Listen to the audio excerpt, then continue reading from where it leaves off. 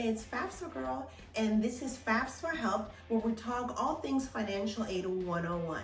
So I created this channel to give you advice on how to apply for FAFSA and other types of financial aid.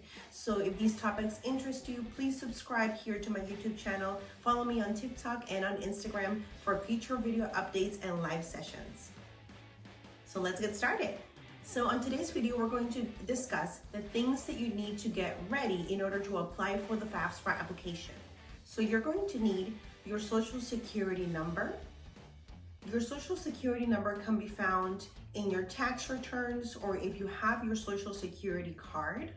You can reference your parents' tax returns as well if they put you down as a dependent on their taxes. Now make sure to double check the number prior to submitting your application, because this is actually one of the most common mistakes that students make on the FAFSA.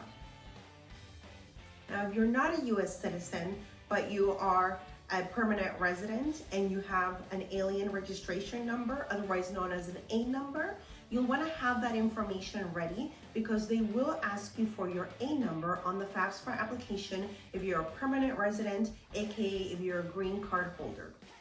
You will also need your federal income tax returns from 2 years ago. And if you're a dependent student, you will also need to reference your parents' federal income taxes from 2 years ago.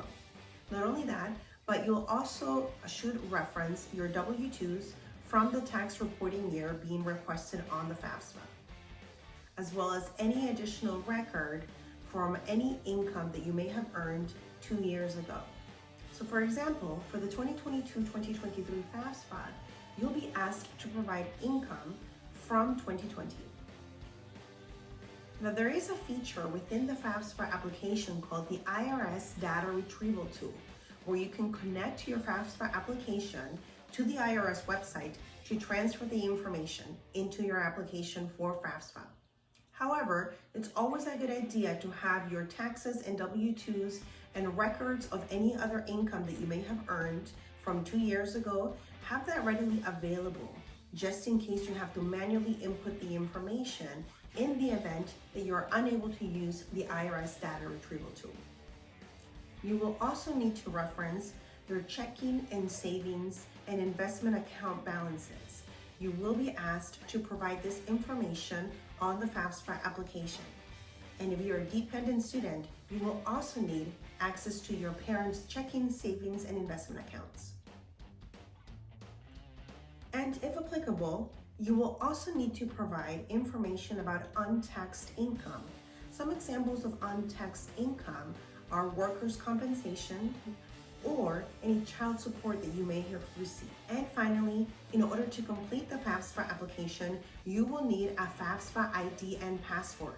And if you're a dependent student, your parent also needs to have their own FAFSA ID and password.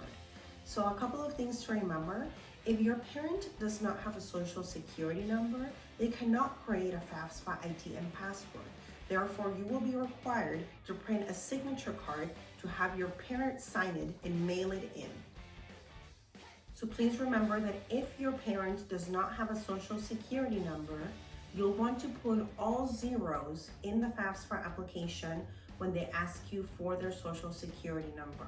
You cannot put tax ID number on the FAFSA application. So that's it on today's video on what you need in order to complete the FAFSA application.